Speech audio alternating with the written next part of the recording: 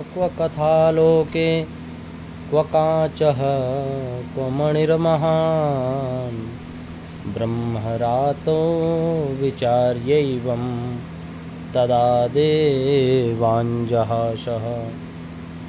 अभक्तांस्तांश्च विज्ञाय न ददौ सा कथामृतं श्रीमद्भागवते वार्ता सुराणामपि दुर्लभा। श्री सूत जी महाराज कहते हैं, ऋषियों, यह देव दुर्लभ कथामृत, क्योंकि देवताओं को सुखदेव जी ने डांट कर भगा दिया था और पर कथामृत का भागीदार नहीं बनाया। विचार कीजिए कि कथामृत और सुधामृत में कौन सा सर्वश्रेष्ठ है। सुधामृत का यह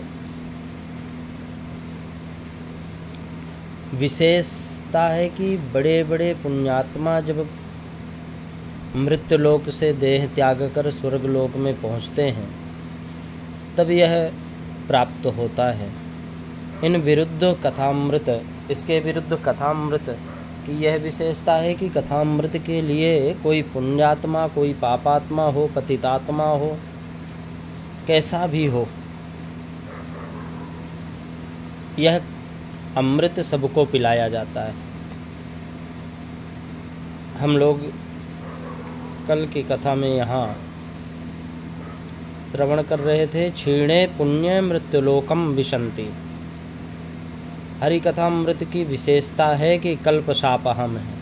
हरि कथामृत पापों को नष्ट करने वाली है और स्वर्ग का सुधामृत पुण्यों को क्षीण करने वाला है। कथामृत पापों को क्षीण करने वाला है और स्वर्ग का सुधामृत पुण्यों को क्षीण करने वाला है, ऊपर से नीचे गिराता है। इसके विपरीत दूसरी ओर हरि कथामृत पाप व कल्पशों को नष्ट करके श्री हरि के परम पद को प्रदान करवाता है। अब आप स्वयं ही निर्णय करें कि कौन सा अमृत सर्वश्रेष्ठ है। स्वर्ग सुधामृत दीर्घजीवी बनाता है, पर हरि का कथामृत दिव्य जीवी बनाता है। स्वर्ग का सुधामृत अमरत्व प्रदान कराता है, पर हरि का कथामृत अभयत्व प्रदान कराता है। सुखदेव जी ने अच्छे से तौल कर निर्णय लिया कि हर दृष्टि से हरि कथामृत ही सर्वश्रेष्ठ है, दिव्य है। जहाँ पर विष्णुरात परीक्षित श्रोता हों और ब्रह्मरात सुखदेव वक्ता हों, ऐसे श्रोता और वक्ताओं को कोई छल नहीं सकता है, क्योंकि ये तो गर्भ में ही भगवान का दर्शन कर चुके हैं। राज्ञो मोक्षं तथा वीक्ष्य पुराधातापि विस्मतः सत्यलोके तुलां बद्ध्वा तोलयत्सा धनंजयः। जब ब्रह्मा जी ने महाराज परीक्षित का मोक्ष देखा तो आश्चर्यचकित हो गए और तराजू पर तौल करके देखा कि आखिर भागवत की विशेषता क्या है। तो तराजू के एक पलड़े में भागवत को रखा और दूसरे पलड़े पर अनेकानेक धर्मशास्त्रों को रखा। जब उठाकर देखा तो लघुन्यन्यानि जातानि गौरवेण इदं महत् तदा ऋषिगणाः सर्वे विषमं परमं ययुः। सब देवता लोग महात्मा महान आश्चर्यचकित रह गए कि भागवत की तुलना में अन्य शास्त्रों का पलड़ा एकदम ऊपर हो गया। तुरंत महात्माओं ने घोषणा कर दी कि मेनिरे भगवद्रूपम शास्त्रम भागवतम कलौ। साक्षात श्री कृष्ण ही कलयुग के कलुषित प्राणियों का कल्याण करने के लिए श्रीमद् भागवत संहिता में विराजमान हो गए।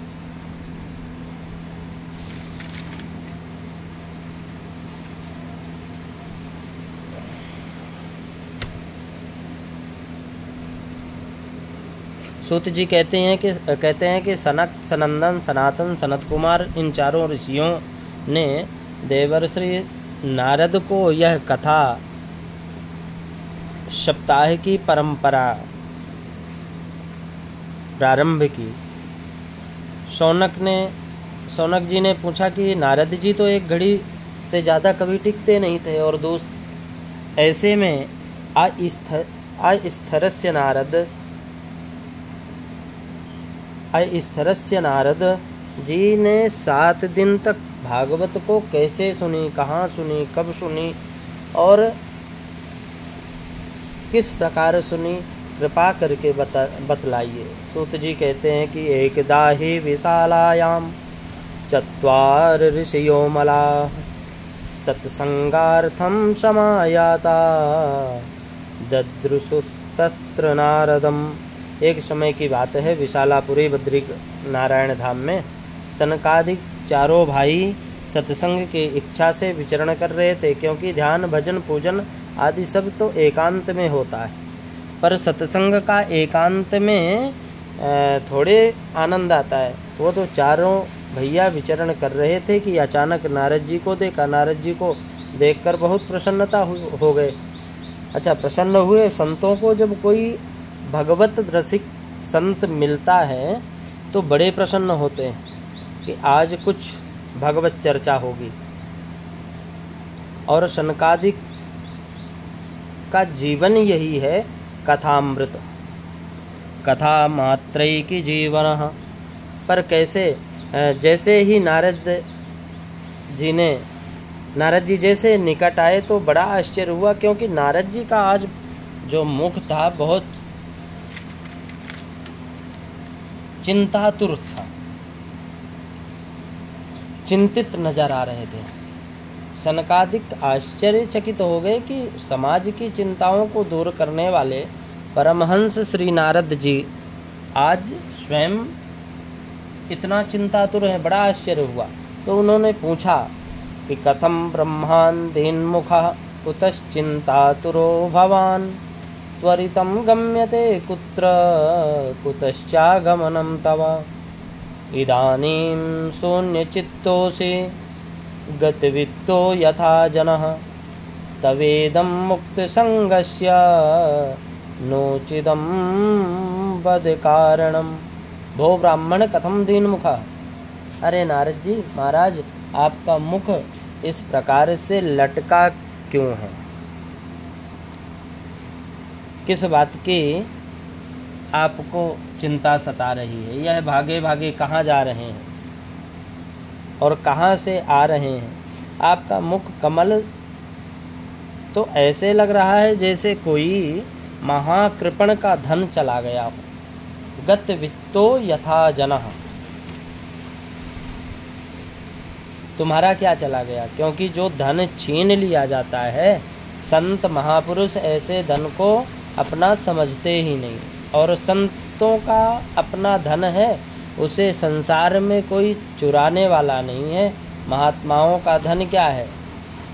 महात्माओं का धन है राम नाम धन।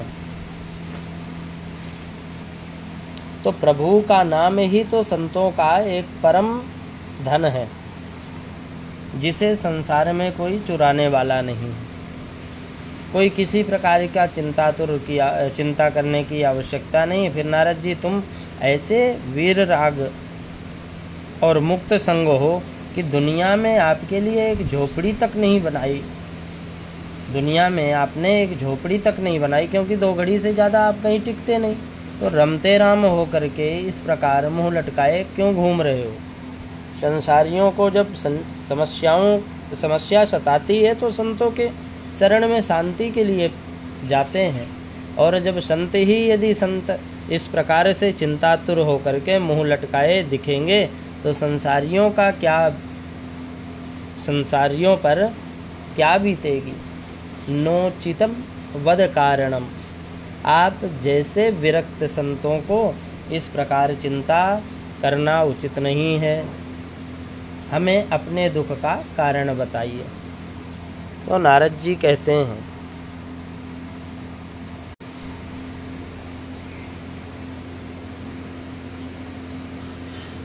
संत यदि चिंता कर लें तो अपने आप के लिए कभी चिंतातुर नहीं होते।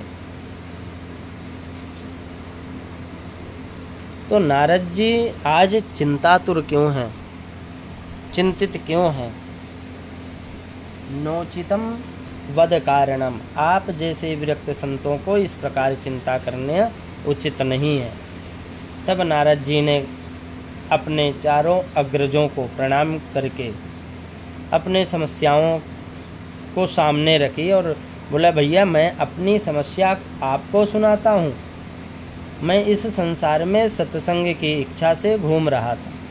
भगवत रसिकों के बीच बैठकर कुछ भगवत चर्चा करूँगा और सुनूँगा। इस संसार में मैं सर्वत्र घूमा, मैंने सारे तीर्थों में परिभ्रमण किया, पर कहीं मुझे सत्संग का आनंद नहीं मिला, कोई भी तीर्थ नहीं छोड़ा। तो पुष्करम चा प्रयागं चा काशीं गोदावरीं तथा हरिक्षेत्रम कुरुक्षेत्रम श्रीरंगम सेतुबंधनम एवमादिषु तीर्थेषु भ्रममाण इतस्ततः। समस्त भूमंडल में मेरे चित्त को शांति नहीं मिली, तो मैंने सोचा चलो संतों के पास चला जाए, संभवतः संतों के यहाँ शांति मिलती है।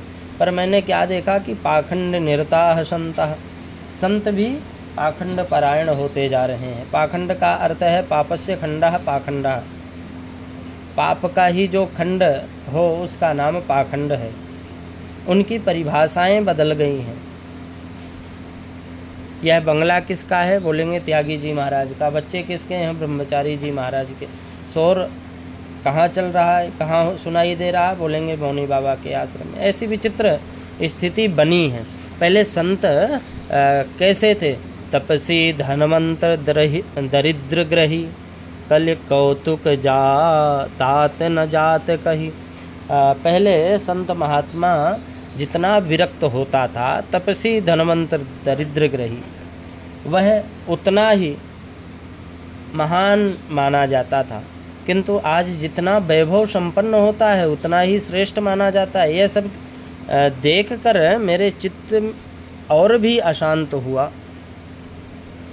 मैं आया था शांति के लिए, तो क्रांति मच गई मन में, चित्त में खलबली मच गई। मैंने तब विचार किया कि चलो छोड़ो, गृहस्थों के ही चलकर देखते हैं। तो गृहस्थों के यहाँ भी विडम्बना है। तरुणी प्रभुतागे है श्याल को बुद्धिदायकः कन्याभिक्रियणो लोभाद् दंपत्तीनां च कलकलम्। मैंने देखा गृहस्थों के यहाँ माता पिता की सेवा कब तक, जब तक माता पिता ने तिजोरी की चाबी नहीं सौंपी। और जहाँ सर्वाधिकार प्राप्त हुआ सो ही देवी जी का चलावा चल गया। फिर माता पिता की खटिया या तो खेत में या कोई तीर्थ स्थान पर डाल दी जाती है। कदाचित माता पिता घर में जबरदस्ती बैठे हों तो उनसे किसी भी प्रकार का कोई चर्चा नहीं की जाती। वार्ताम कोपि न पृच्छति गे। कोई बड़ा भारी कार्य किया जाता है तो किससे परामर्श लिया जाए, विचार करते हैं। फिर ससुराल से साले साहब को बुलाया जाता है और वहाँ वह जो कहेंगे वही माना जाएगा। सलाह जो अच्छी बात है लेना चाहिए, खूब लो। परंतु जब यह होने के बाद भी पति पत्नी में आए दिन प्रतिदिन महाभारत हो रहा है। लोभ इस पराकाष्ठा पर पहुंच गया कि बेटा बेटियों का भी क्रय विक्रय होने लगा। संबंध नहीं अपितु सौदे होने लगे। जहाँ सौदा पट जाए वह समधि बन जाए। जो जब बुद्धि विचार सम नहीं, केवल धन संपत्ति के आधार पर समधि बन जाते हैं। इसलिए संबंधों में आए दिन कलह मचती है। और यह सब देखकर मेरे मन में बड़ी पीड़ा हुई, बड़ा मेरा मन अशांत हुआ। एवं पश्यन् कलैर्दोषान् एवं पश्यन् कलैर्दोषान् पर्यटन् नवनीमहं यामुनं तटमापन्नो यत्र लीला हरिर्भूत्। मृत लोक में यह सब देखकर मेरा चित्त एकदम अशांत हो गया। मैंने सोचा कि अब कहाँ जाए भाई। तब मुझे तुरंत श्रीधाम वृंदावन का स्मरण आया और मैंने वृंदावन में दिव्य प्रागट्य भूमि में भगवान की प्रभु की यमुना पुलिन पर मेरे चित्त को अवश्य विश्राम मिलेगा, ऐसा विचार करके मैं सीधा यमुना तट पर श्रीधाम वृंदावन में पहुंचा। वहां पहुंचकर मैं एक आश्चर्य देखा कि तत्राश्चर्यं मया दृष्टं श्रूयतां तन्मुनीश्वराः। एका तु तरुणी तत्र निषण्डा खिन्नमानसा। मैंने देखा कि एक युवती खिन्नमदा होकर बैठी हुई है, आंखों में अश्रुपात कर रही है और बड़े दुख हो रही है। और सामने दो बुढ़े उसके सामने अचेत अवस्था में पड़े हैं। तमाम देवियां उनको घेर कर बैठी हैं। कोई पानी पिला रही है तो कोई पंखा जला रही है, कोई ना कोई समझा रही है। मैंने सोचा यह बेचारी क्यों रो रही है, चलो जाकर के पूछा जाए कौन है, इसका कष्ट दूर करने का प्रयास करूंगा। अच्छा, संतों के हृदय तो नवनीत के समान है। संत हृदय नवनीत समाना, कोमल होता है। सो महाराज, उनको दुखी देखकर मेरा मन भी द्रवित हो उठा और मैंने उसके पास गया। फिर मैंने सोचा कि केवल देवियों का समुदाय बैठा है, यहाँ और कोई पुरुष वर्ग नहीं है। अब मैं उनके बीच में जाकर देवियों कहूँ कि देवी जी क्यों रो रही है, क्या कष्ट है। और अगर इतना कहने के बाद उसने उल्टा सीधा कोई जवाब दे दिया, है बाबा चल तो तेरा क्या काम देवियों के बीच में, तो कहाँ घुसा आ रहा है। माताएं जब आपस में बात करती हैं तो 1 मिनट में ही आंसू बहाने लग जाए और 1 मिनट में मुस्कुराने लग जाए। तो हम बाबा बैरागी को बिना बुलाए, बिना मतलब के नहीं जाना चाहिए। इसलिए मैंने पास तक तो गया। नारद जी कहते हैं कि मैंने पास तक तो गया, परंतु प्रश्न करने की साहस नहीं हुआ तो लौट पड़ा। जब उस देवी ने मुझे देखा, तुरंत आवाज़ लगाई कि भो भो साधु क्षणम तिष्ठा, भो भो साधु क्षणम तिष्ठ, मच्चिंतामपि नाशय, दर्शनम तव लोकस्य सर्वधा घहरम परम। महाराज जी कहाँ भागे जा रहे हो, 1 मिनट रुकिए तो सही। आप जैसे संतों के दर्शन मात्र से ही पाप जीव के जितने भी पाप संताप नष्ट हो जाते हैं सभी। मेरे तो ना जाने कितने जन्मों के भाग्य उदय हुए जो आपके दर्शन प्राप्त हुए। आपके तो दर्शन मात्र से जीव का दुख दरिद्र दूर हो जाता है। नारद जी कहते हैं भैया, जब उन्होंने इस प्रकार से बुलाया तो उस देवी जी के पास गए और पूछा, काशी त्वम, देवी जी आप कौन हैं। का विमऊ, यह दोनों बुढ़े जो पड़े हैं वो कौन हैं और तुम्हारे क्या लगते हैं। और का इमा, यानी मतलब यह जो देवियाँ आपको घेर कर खड़ी हैं यह कौन है, तुम रोती क्यों हो। वद देवी सविस्तारम स्वस्य दुःखस्य कारणम, तुम्हारे दुख का कारण क्या है, विस्तार पूर्वक हमें सुनाइए। जब इस प्रकार देवी के प्रति सहानुभूति दिखाई तब उसने अपना पूरे परिचय दिया विस्तार पूर्वक।